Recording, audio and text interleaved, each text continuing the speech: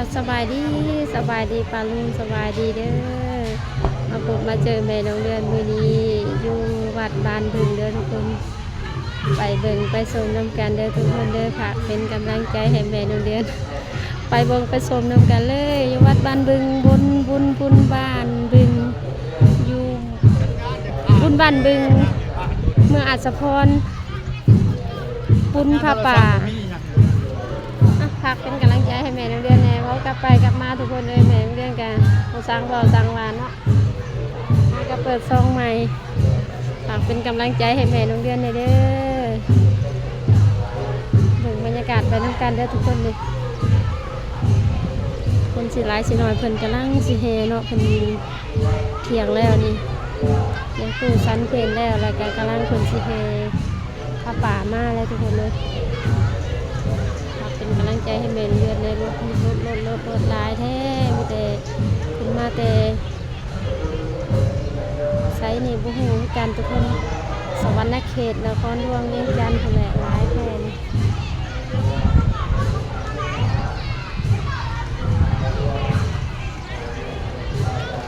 ฝากไปเบิ่งไปชมน้ำกันได้ทุกคนเลยฝากเป็นกำลังใจให้แม่เลือดเลยตามแม่เลือดเลยเห็ดคลิปดีๆต่อไปให้ตาเรื่องได้ดูได้ชมกันคุณเห็ดยังอยู่นี่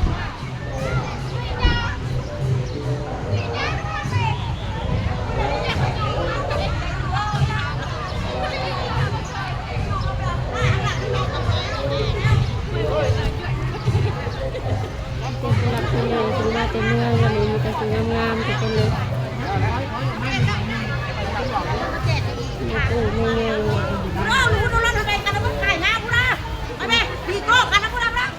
คนบริจาคนี่บริจาคข้าวจีทุกคน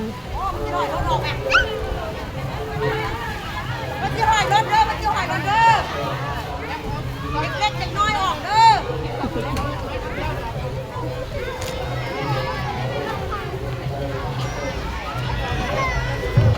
บริจาคข้าวจี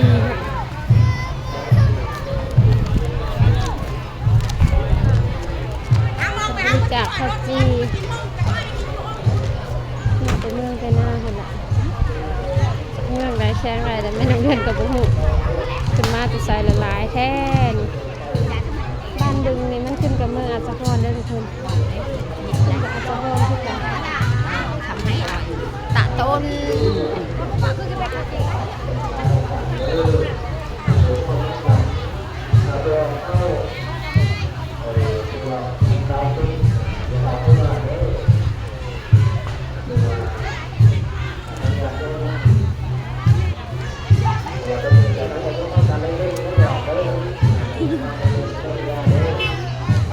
อยู่ดีผมบริจาคมีนักมีครัว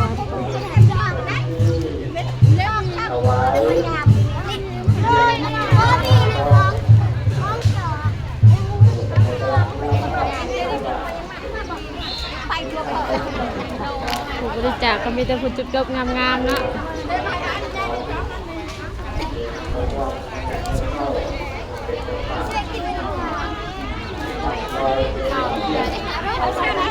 คุยเก็บเงิน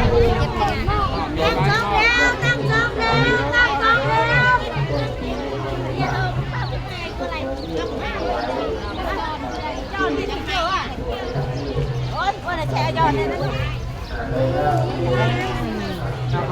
ขอบใจตั้งแถวสองแถวแถวหน้าแถวหลังจัดแถวเจ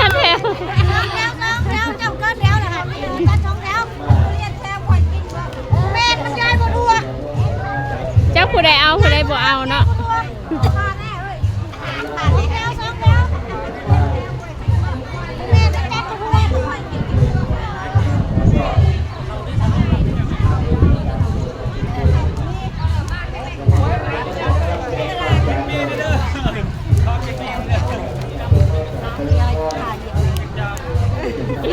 สบายดีเด้อ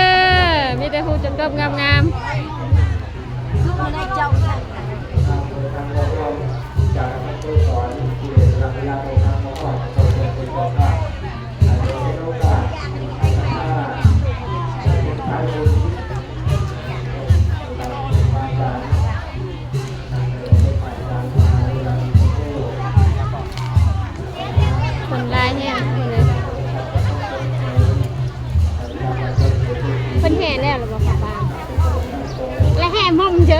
มเฉาจีดแห่ได้ชั่วโมงแล้วไงไปโอ้ยงามแท้ผู้จุ๊บๆงามๆพอกับใจหลายๆเด้อผู้บริจาคก็มีแต่งามๆวันนี้ ใจดีแท้มาได้บ้านใดเมืองใดนี่ มาได้บ้านอุ้งยังวัดงานรถ โอ้โดยขอบใจหลายๆขอบใจหลาย ใส่ลายเลยเด้อเอาทำไปให้เป็นแถวแล้วก็เป็นแถวจะเป็นอะไรเป็นแถวมันเป็นเลยแล้วเป็นแถวนี่แตกแต่เฮ้ย ๆคือแซ่บสินัวเนาะ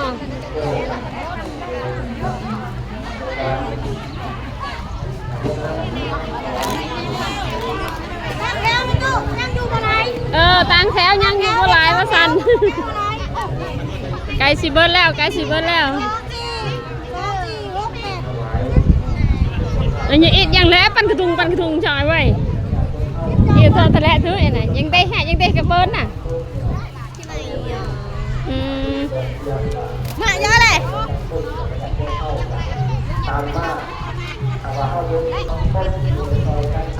นี่นะเป็นดินแดง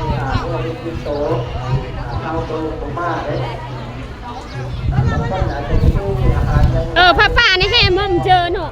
เป็นแห่แล้วเลยเนาะผ้าป่าเนี่ยโอ้เขามาประทานซ้ำเขามาประทานมือกล้องขอกินน้ำแน่จอกหนึ่งได้บ่ยังอยู่บ่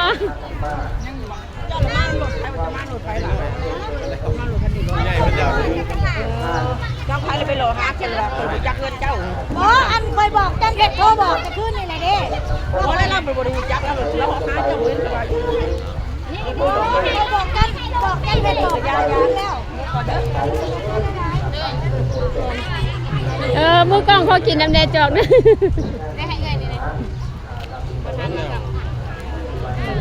ใจหลายเด้อขอบใจ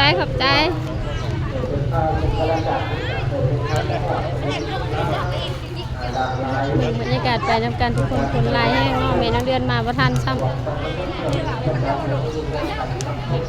ประทานเพิ่นแห่แล้วเพิ่นแห่บังไฟแห่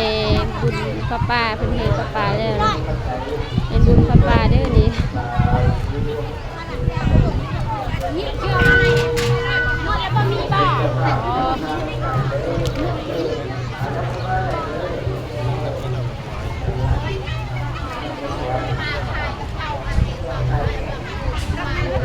เปรย์ให้แซงให้ทำไม นี่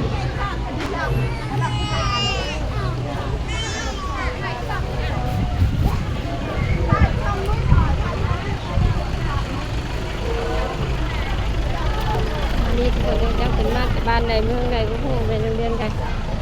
แม่น้องเดือนลำลาไปก่อนขอจบคลิปเพียงเท่านี้เด้อแม่น้องเดือนรอพิพาทประการใดก็กลับขอโทษขออภัยอาลุงบุกโบสุคนสบายดี